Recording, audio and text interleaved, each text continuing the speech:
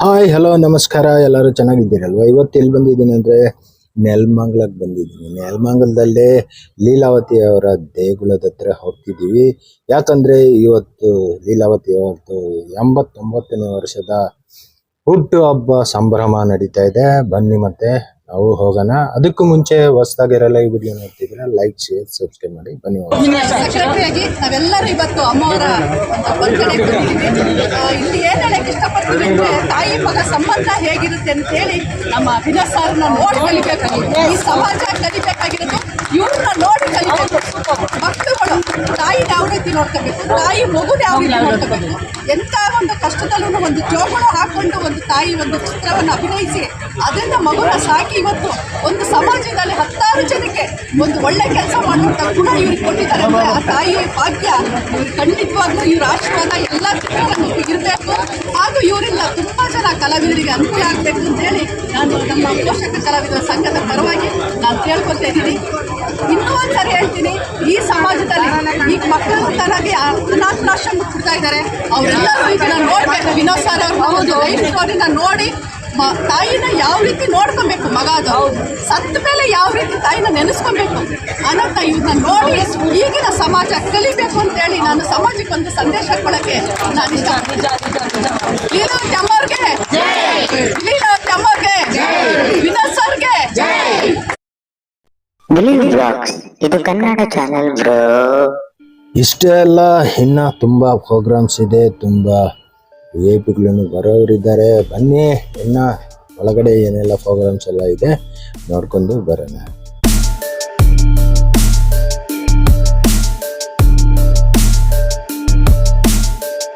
ಬನ್ನಿ, ಇವಾಗ ವಿನೋದ್ ರಾಜ್ ಅವರು ತಾಯಿಗೋಸ್ಕರ ದೇವಸ್ಥಾನನೇ ಕಟ್ಟಿದ್ದಾರೆ, ಅದನ್ನು ನೋಡ್ಕೊಂಡು ಬರೋಣ.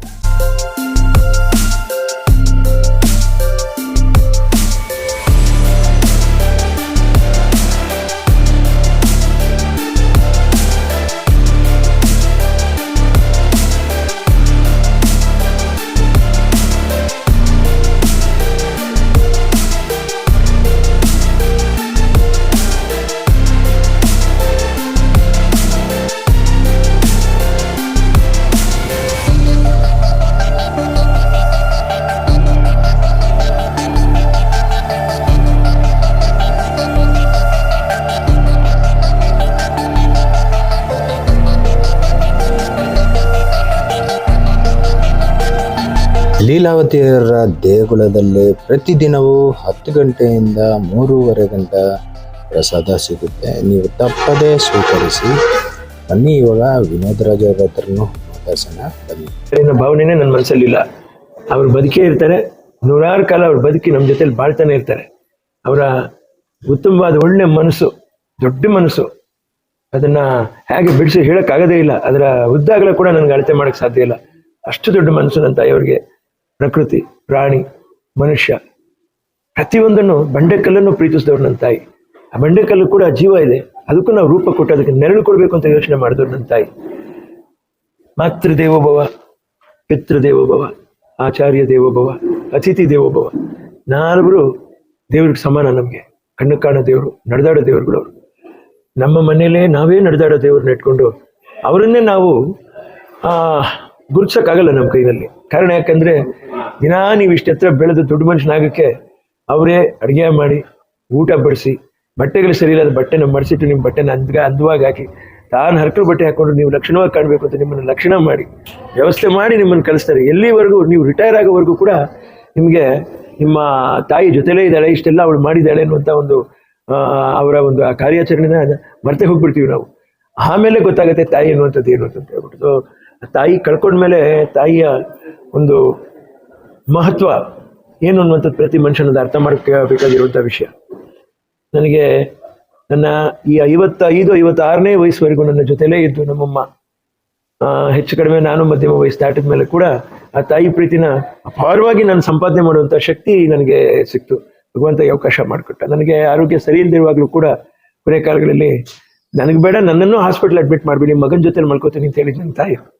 ಬರೀಕ್ಕೆ ಸಾಧ್ಯ ಇಲ್ಲ ಜೀವನದಲ್ಲಿ. ನನಗೆ ಗಂಟಲಲ್ಲೇ ದುಃಖ ಬಂದ್ಬಿಡ್ತದೆ, ಆಗಲ್ಲ, ತಡ್ಕೊಳಕ್ಕಾಗಲ್ಲ.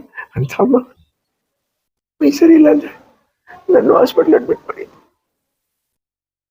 ಆಪರೇಷನ್ ಆಗುವಾಗ ಫಸ್ಟ್ ಟೈಮ್ ನನ್ನ ತಾಯಿಯವ್ರ ಜೊತೆಲಿಲ್ಲ. ಸ್ಮಾರಕ ಆವಾಗ ರೆಡಿ ಆಗ್ತಾ ಇತ್ತು.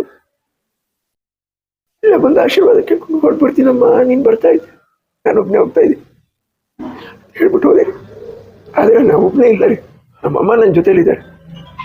ಇಡೀ ಕನ್ನಡಿಗರಿಗೆ ನಾನು ಹೇಳ್ತಾ ಇದ್ದೀನಿ, ಕರ್ನಾಟಕ ಚೆನ್ನಾಗಿ ಬಾಡಿ ಬೆಳಗ್ಬೇಕಾದ್ರೆ ಸತ್ಯವಾಗ್ಲೂ ಹೇಳ್ತಾ ಇದ್ದೀನಿ, ಯಾರೇ ಇರಲಿ ಎಂಥವ್ರೇ ಇರಲಿ, ಎಂಥ ಸ್ಥಾನದಲ್ಲೇ ಇರಲಿ, ಆ ತಾಯಿ ನಿಮಗೆ ಕೊಟ್ಟಿರುವಂಥ ಪ್ರೀತಿ, ವಾತ್ಸಲ್ಯ, ಕನಿಕರ, ಮಮತೆ ಯಾವುದನ್ನು ಮರಿಬೇಡಿ.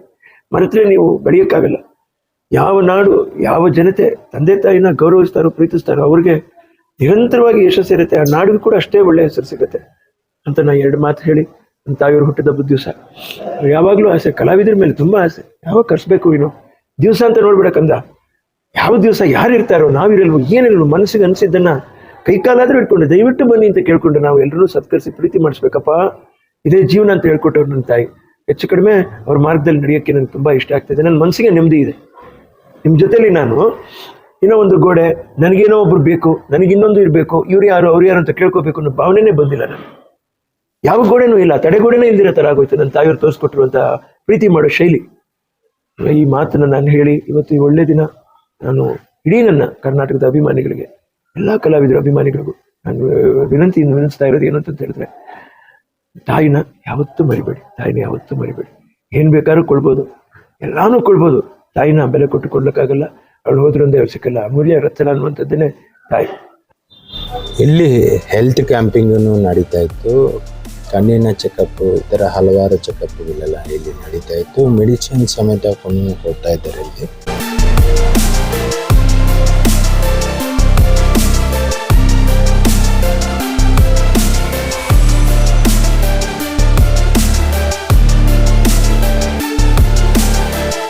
ಲೀಲಾವತಿ ಅವರ ಜನ್ಮದಿನಕ್ಕೆ ತುಂಬ ಕಡೆಯಿಂದ ತುಂಬ ಜನ ಬಂದಿದ್ದಾರೆ. ನಮ್ಮ ಜೊತೆ ಸ್ವಾಮೀಜಿಗಳು ಇದ್ದಾರೆ, ಅವರು ಮಾತಾಡ್ಸ್ತಾರೆ.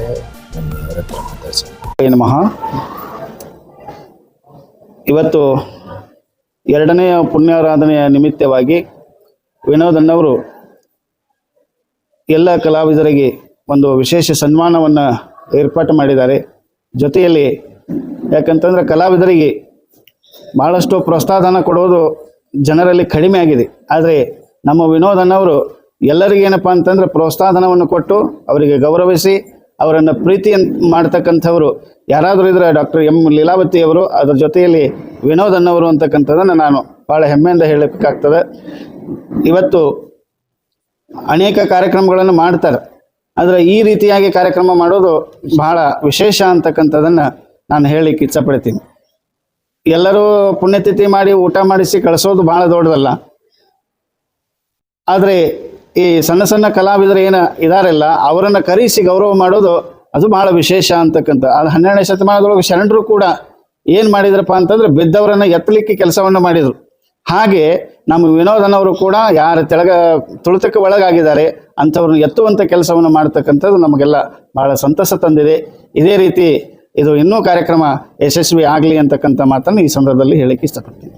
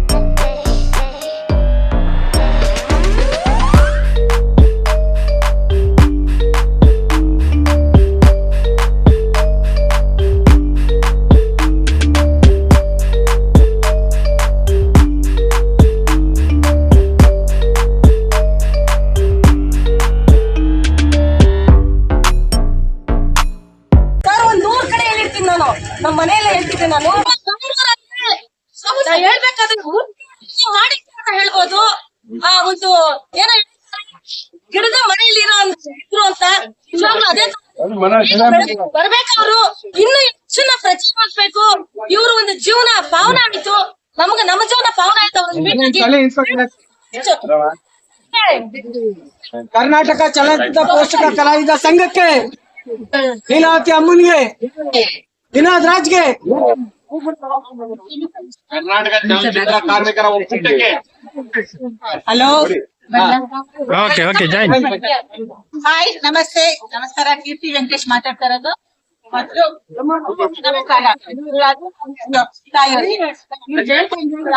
ನಮ್ ಕರ್ನಾಟಕದಲ್ಲಿ ನಮ್ಮ ವಿನೋದ್ ರಾಜ್ ಅಂದ್ರೆ ಯಾರು ಅಂತ ಮೊದಲು ಗೊತ್ತಾಗುತ್ತೆ. ಡ್ಯಾನ್ಸರ್ ಹೆಂಗೆ ಡ್ಯಾನ್ಸ್ ಮಾಡ್ತಾರೆ ಅಂದ್ರೆ ಬನ್ನಿ, ಕವರ್ ಮಾಡ್ತಾರೆ. ಸೈಡ್ ಬನ್ನಿ, ಅಮ್ಮ ಅವರು ಅಮ್ಮ ಅವರು ಎಷ್ಟೊಂದು ಸಿನಿಮಾಗಳನ್ನ ಮಾಡಿದ್ದಾರೆ, ನಮ್ಗೆ ಪರಿಚಯ ಮಾಡ್ತಿದ್ದಾರೆ. ಅವ್ರನ್ನ ಇವಾಗ ನಾವು ಹುಟ್ಟು ಹಬ್ಬದಿದೆ ಅಮ್ಮ ಅವ್ರದ್ದು, ಅವ್ರ ನೆನೆಯಕ್ ನಾವು ಬಂದಿದ್ದೀವಿ. ನಮ್ಮ ಕಲಾವಿದ ಸಂಘದಿಂದ ಬಂದಿದ್ದೀವಿ. ಅವ್ರನ್ನ ನೆನೆಯಕ್ಕೆ ದಯವಿಟ್ಟು ಎಲ್ಲರಿಗೂ ಒಳ್ಳೇದಾಗಿ ಮತ್ತೊಮ್ಮೆ ಪುಣ್ಯಾತ್ಮಕಿ ಎಷ್ಟು ಕಷ್ಟಪಟ್ಟವ್ರೆ ಅಂತ ಅವ್ರ ತಾಯಿಗೆ ಗೊತ್ತು. ನಾವಿವತ್ತೆಲ್ಲ ಖುಷಿಯಾಗಿ ಬಂದೆ, ಬಹಳ ಹ್ಯಾಪಿ ಆಗಿದ್ದೀವಿ. ಊಟ ಮಾಡ್ಕೊಡ್ತೀವಿ. ಒಳ್ಳೊಳ್ಳಿಗೂ ಏನ್ ಕೆಲಸ ಮಾಡ್ತಾರೆ ಅನ್ನೋದನ್ನ ನಾವು ಯೂಟ್ಯೂಬ್ ಪತ್ರಿಕೆಗಳಲ್ಲಿ ನೋಡಿ ಖುಷಿ ಪಡ್ತೀವಿ. ಆದ್ರೆ ಇವರು ತುಂಬಾ ಚಿಕ್ಕ ವಯಸ್ಸಲ್ಲಿ ಮಗುನ ಮಲಗಿಸ್ಬಿಟ್ಟು ಶೂಟಿಂಗ್ ಹೋಯ್ತಿದ್ದು ಮಾತಾಯಿ 10 ಪೈಸಕ್ಕೂ ಆಗ ಕಷ್ಟಪಟ್ಟು ತುಂಬಾ ಕಷ್ಟಪಟ್ಟು ಇವತ್ತು ಈ ಮಟ್ಟಕ್ಕೆ ಅವ್ರು ಒಳ್ಳೆ ಗುಣಕ್ಕೆ ಒಳ್ಳೆ ಮಗ ಮುತ್ತಂತ ಮಗ ಹುಟ್ಟಿದ್ದಾರೆ. ವಿನೋದ್ ರಾಜ್ಗೆ, ಲೀಲಾವತಿ ಅಮ್ಮನಿಗೆ.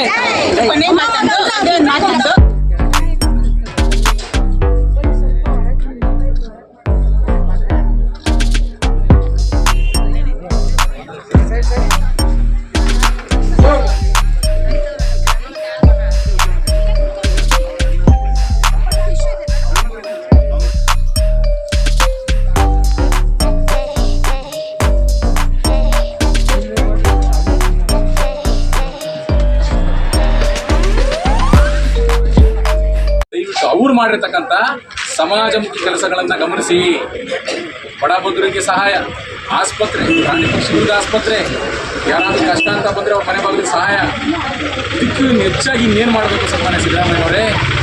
ನೀವು ಮಾಡಬೇಕಾಗಿರ್ತಕ್ಕಂಥ ಸಹ ಕಲಾವಿದರನ್ನ ನೀವು ಗುರುತಿಸಬೇಕಾಗಿತ್ತು. ಆದರೆ ಇಲ್ಲ ಒಂದು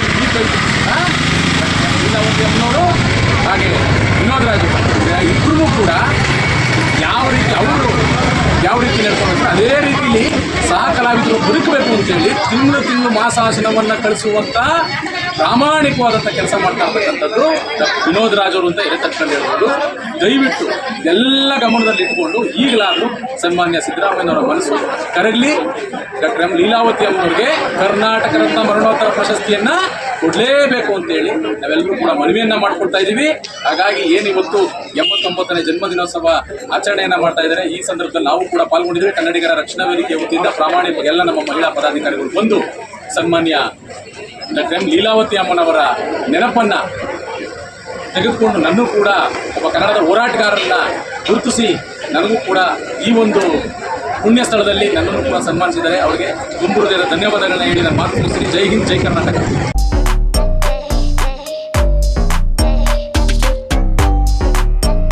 ನೋಡಿದ್ರಲ್ವ, ಲೀಲಾವತಿ ಅಮ್ಮ ಅವರ ಹುಟ್ಟುಹಬ್ಬಕ್ಕೆ ತುಂಬ ಜನ ಬಂದಿದ್ದರು. ಹಲವಾರು ಜನ, ಸಿಕ್ಕಾಪಟ್ಟ ಗ್ರ್ಯಾಂಡಾಗಿತ್ತು. ನಿಮಗೆಲ್ಲ ಇಷ್ಟ ಆಯಿತಾ? ಇಷ್ಟವಾದರೆ ನೋಡಿಬಿಟ್ಟು ಹಾಗೆ ಹೋಗಬೇಡಿ. ತುಂಬ ಜನ ನೋಡಿಬಿಟ್ಟು ಹಾಗೆ ಹೋಗ್ತಿದ್ದೀರಾ. ಲೈಕ್ ಮಾಡಿ, ಶೇರ್ ಮಾಡಿ, ಸಬ್ಸ್ಕ್ರೈಬ್ ಮಾಡಿ. ಟಾಟಾ, ಬಾಯ್ ಬಾಯ್, ಸಿ ಯು ನೆಕ್ಸ್ಟ್ ವಿಡಿಯೋಲಿ ಸಿಗೋಣ. ನನ್ನ ಹೆಸರು ಶಿವಕುಮಾರ್. ನಮಸ್ಕಾರ.